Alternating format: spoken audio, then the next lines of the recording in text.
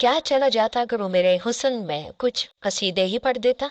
खैर, मैंने उनसे वादा कर लिया और फिर हम दोनों की खूबसूरत शादीशुदा जिंदगी का आगाज हो गया। शहरयार ने मेरी जिंदगी में किसी तरह की कोई कमी नहीं छोड़ी थी, लेकिन जो वो मुझसे चाहते थे वो मैं हरगिज भी नहीं कर सकती थी।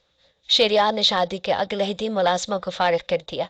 उनका कहना था कि अब तुम आ गई हो तो घरदारी देख लेना, और अम्मा को सिर्फ वक्त पर दवाई ही देनी होती, बाकी काम तो अम्मा खुद ही कर लेती।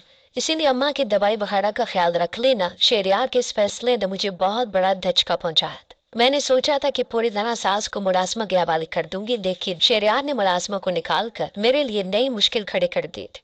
शहरयार का कहना था कि मुलाजमा अम्मा के इस तरह ख्याल नहीं रख सकती जिस तरह तुम एक बेटी बनकर रख सकती। मैंने कुछ दिन तो बड़ी मुश्किल से अपनी सास की दवाइयां वगैरह का ख्याल रखा, लेकिन फिर मेरे लिए ये मुश्किल हो गया और उनका चेहरा देखते ही मेरी तबीयत खराब होने लगी थी। खुदा का करना ऐसा हुआ कि मैं पहले ही महीने में हामला हो गई, और उसी बात को जवाब बनाकर मैंने शहरयार से साफ कह दिया कि मैं फिलहाल अम्मा का ख्याल नहीं रख सकती, मेरी अपनी हालत ठीक नहीं है। इसी बात को जवाब बनाकर मैंने शहरयार से साफ कह दिया कि मैं फिलहाल अम्मा का ख्याल नहीं रख सकती, मेरी अपनी हालत ठीक नहीं है। बच्चे कसम को शहरयार ने वैसे भी मुझे हथेली का छाला बना लिया, और मेरी सास ने भी शहरयार से यही कहा था कि अब वानिया पर कोई जिम्मेदारी मत डाल। इसीलिए शहरयार ने एक नौकरानी का इंतजाम कर लिया और फिर से नौकरानी हमारे घर आने लगी। सास के साथ साथ वो घर का दूसरा काम भी करने लगी थी। मैं सारा वक्त बिस्तर पर पड़ी आराम करती रहती। ऐसे ही एक दिन मैंने मॉर्निंग शो में सुना कि हमल के दौरान औरत जिस चेहरे को ज्यादा देखती है उसका बच्चा वैसे ही होता है।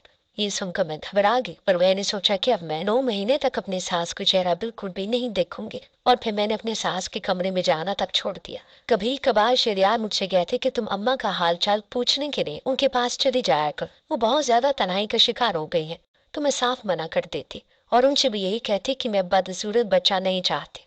शुरू शुरू में तो ये सुनकर उनके चेहरे का रंग बदल जाता था। वो मुझे कहते कि ऐसी बात मत करो, लेकिन फिर धीरे धीरे वो खामोश हो गए। शायद उन्हें भी अपनी माँ की जैसा बदसूरत बच्चा नहीं चाहिए था, ये फिर वो इसी हालत में मुझसे झगड़ा नहीं करना चाहते थे। जो भी था, उन्होंने ये बात दोहरानी बंद कर दी और मुझे सुकून हो गया।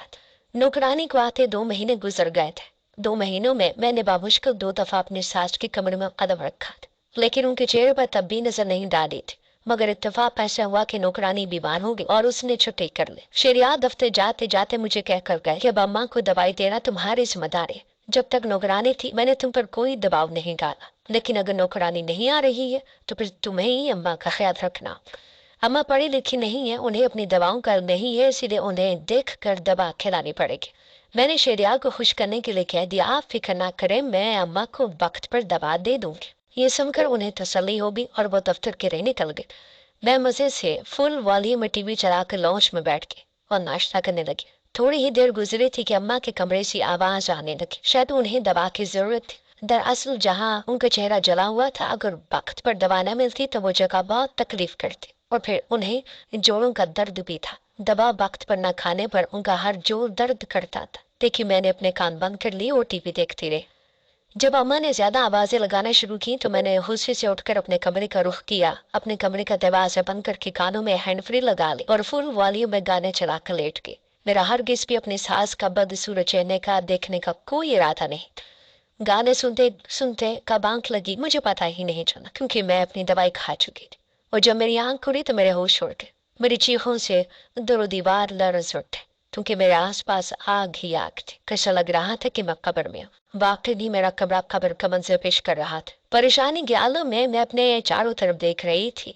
आग कैसे लगी थी मुझे समझ नहीं आ रहा था, लेकिन पूरे कमरे में इतनी तपश थी कि एक लम्हा रुकना भी मुहाल हो गया था। मेरी आंख भी उसी तपश की वजह से खुली थी। मेरी चीखें सारे कमरे में गूंज रही थी, लेकिन मुझे बचाने वाला कोई नहीं था। मैंने तो अपने सास के कमरे का दरवाजा भी खुद बंद कर दिया था, वरना शायद मेरी चीखों की आवाजें उन तक जरूर पहुंच जाती। मेरा हाल बहुत खराब हो रहा था। कमरे से बाहर निकलने का कोई रास्ता नहीं था। आग थी कि बढ़ती ही जा रही थी। आग कमरे में लगे पर्दों को भी अपनी लपेट में ले चुकी थी और अब बिस्तर की तरफ बढ़ रही थी। मैं एक छोटी सी जगह पर सांस रोके खड़ी थी और मेरी चीखें उस मंजर को मजे हो लाख बना रही थी। मैं बेसाख्ता ही अपनी सास को आवाजें दे रही थी। कुछ देर पहले तक उनकी आवाजें मेरे कानों में ना पड़ी, इसीलिए मैंने अपने कानों में हेड फ्री लगाई थी और अब मैं चाहती थी कि मेरी चीखें सुनकर वो मुझे बचाने के लिए चली आए। मुझे कुछ भी तो समझ नहीं आ रहा था। और फिर अचानक मुझे ख्याल आया कि मेरे हाथ में मोबाइल फोन। मैंने जल्दी से अपने शोहर का फोन लगाया और उन्हें इस बात के बारे में बताया तो उनकी जान निकल गई। वो कहने लगे तुम फिक्र ना करो, मैं कुछ करता हूँ। और फिर उसके बाद मुझे कुछ होश ना रहा। जब मुझे होश आया तो मैं अस्पताल के बिस्तर पर पड़ी थी। मेरा सारा वजूद बहुत ज्यादा अजियत में था। मैं हिलने जुलने की कोशिश की तो पता चला कि डॉक्टर्स ने मुझे बांधा हुआ है। मेरे चेहरे पर बहुत ज्यादा खारिश हो रही थी। मैंने एक नजर अपने शोहर की तरफ देखा तो वो सर झुकाए खड़ा था। उसके हाथ भी जले हुए नजर आ रहे थे। मैंने रोते हुए उससे पूछा कि ये सब कैसे हुआ। वो कहने लगा कि शायद शॉर्ट सर्किट की वजह से कमरे में आग लग गई थी। कमरे का दरवाजा बंद था। तुम्हारी चीखने की आवाज अम्मा को सुनाई नहीं थी।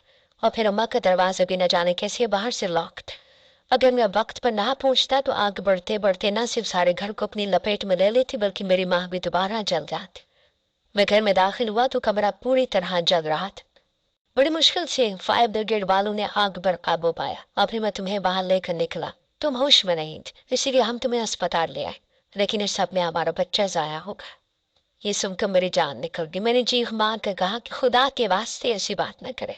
लेकिन शेरियार की आंखों से आंसू बह रहे थे। वो कह रहे थे कि यही सच है। मैंने शेरियार से कहा कि मेरे हाथ क्यों बांधे हुए, मेरे चेहरे पर बहुत जलन हो रही है, मेरे हाथ को खोल दे। शेरियार खामोश रहा। फिर बड़ी देर बाद उसने कहा कि तुम्हारा आधा चेहरा जल चुका है, इसलिए डॉक्टर्स ने तुम्हारे हाथ बांधे हैं कि कहीं गलती से तुम अपने जले हुए चेहरे पर हाथ ना लगा दो, इस तरह जख्म और बढ़ जाएगा। ये सुनकर मेरे रोंगटे खड़े हो गए। मैंने चीख कर कहा ये मुमकिन नहीं है, मेरा चेहरा नहीं जल सकता। मैं बहुत खूबसूरत हूँ, ऐसा नहीं हो सकता। मैं तुम्हारी माँ की तरफ बदसूरत नहीं होना चाहती। शेरिया की आंखों से आंसू बहने लगे। वो कहने लगे कि मैं बड़ा बदनसीब हूँ। पहले मेरी माँ जल गई, मैं कुछ न कर सका, और अब बीवी भी जल गई। पता नहीं ऐसा क्यों हो रहा है। फिर शेरियार आहिस्ता से कहने लगे काश तुम अम्मा के कमरे की कुंडी ना लगाती तो यह हादसा इतना बड़ा ना होता। वक्त पर अम्मा तुम्हारी मदद करती या फिर मुझे ही फोन लगाती। कुछ तो ऐसा कर दी कि तुम बच जाती। लेकिन तुमने अम्मा से जान छुड़ाने के लिए उनके कमरे का दरवाजा ही बाहर से लॉक कर दिया, और देखो उसका सारा नुकसान तुम्हें ही उठाना पड़ा। शेरियार की बात सुनकर मैं हक्का बक्का रह गया। वो जान गए थे कि यह हरकत मैंने की थी। जाहिर सी बात थी, घर में मेरे सिवा और था ही कौन। अपनी गलती से मैं खुद ही फंसी थी। मैंने रोते हुए शेरियार से कहा कि मुझे माफ कर दे, मैं अम्मा का चेहरा नहीं देखना चाहती क्योंकि मुझे बदसूरत औलाद नहीं चाहिए, इसीलिए मैं ये हरकत कर बैठी। मुझे क्या मालूम था कि उसका खमियाजा मुझे ये भुगतना पड़ेगा। शेरियार रोते हुए कहने लगे देख लो, अब हमारा बच्चा ही नहीं रहा तो फिर खूबसूरत क्या और बदसूरत क्या, वैसे भी शक्र सूरत अल्लाह की बनाई हुई। उसे बुरा भला कहने वाले हम लोग कौन होते। मेरी माँ जली थी इसलिए उसकी शक्ल खराब हुई, और आज तुम भी जल गई, तुम्हारा चेहरा भी खराब हो गया। तब बताओ कि मैं तुम्हारे चेहरे से मुंह फेर लूं? क्या मैं तुम्हें देखने से इनकार कर दूं इसलिए कि अब तुम खूबसूरत नहीं रही हो? लेकिन मैं ऐसा नहीं कर सकता। मैं तुम्हारी तरह कमजोर नहीं हूँ। मैंने सच में तुमसे मोहब्बत की है और तुम्हें दिल से अपनाया है, इसीलिए तुम चाहे जैसी भी हो मुझे मुझे कबूल हो। ये तो तुम थी जिसने झूठ का लिबासा पहन रखा था। मेरे सामने तुम बहुत अच्छी बनती थी, लेकिन मैं ये बात बहुत अच्छी तरह जान गया था कि तुम मेरी माँ से नफरत करती हो, इसलिए मैंने खामोशी इख्तियार कर ली थी। अगर तुम्हें मुझसे मोहब्बत होती तो तुम मेरी माँ को दिल से कबूल करती। ये कहकर शेरियार खूब रोने लगे थे और मैं अपनी जगह बेबस होकर आंसू बहा रही थी। मैंने सब कुछ खो दिया था, शायद शेरियार की मोहब्बत भी। मैं 20 दिन अस्पताल में रही। मेरा हाल बहुत खराब था। मुझे डॉक्टर्स ने शीशा सा देखने नहीं दिया, ना ही मेरे कहने के बावजूद शेरियार ने मुझे आईना दिखाया। जब मैं छुट्टी होकर घर पहुंची तो सबसे पहले अपने सास के कमरे में गए।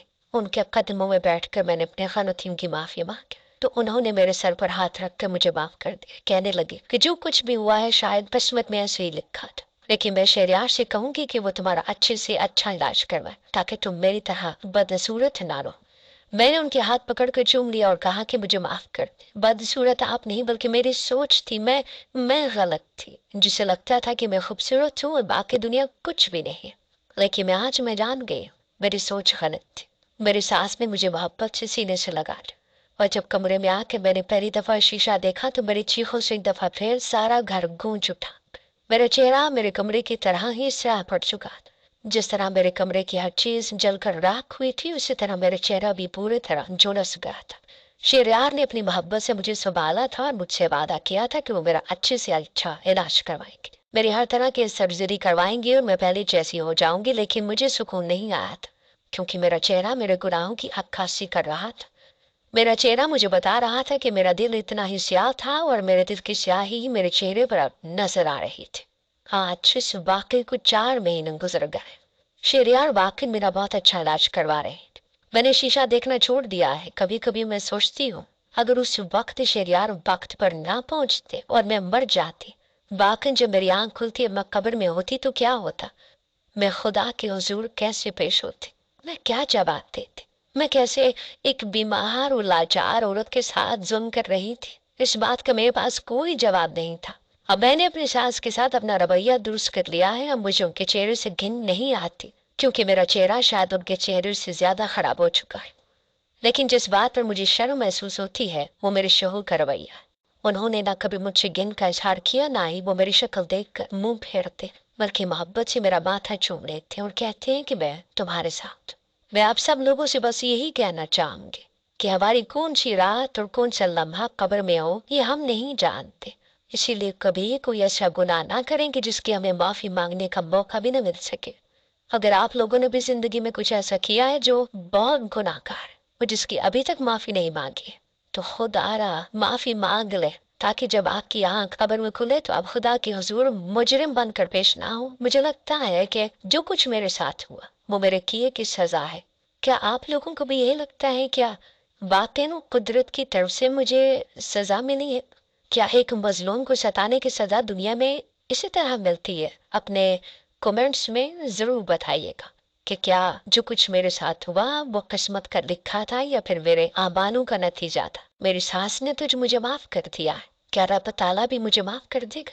मैं आपके जवाब का इंतजार करूंगी कि शायद आप में से किसी का जवाब मुझे इतना हौसला दे दे कि मैं अपनी सास से नजर मिला सकूं, अपने शोहर के साथ होते हुए मुझे शर्मिंदगी का एहसास ना हो।